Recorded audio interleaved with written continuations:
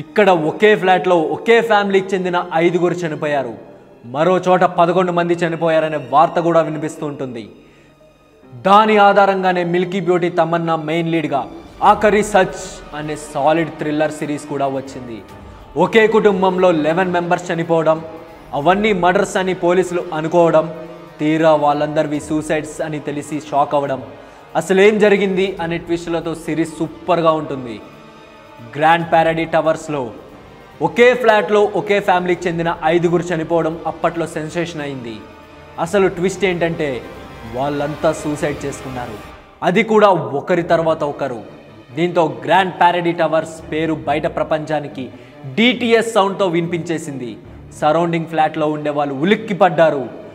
బతికుంటే బర్గరో బటరో జామో తిని బతికేయచ్చురా బాబు, ఇలాంటి చోట చచ్చినా ఉండలేమనుకుంటూ అందరూ ఖాళీ చేసి వెళ్ళిపోవడం స్టార్ట్ చేశారు.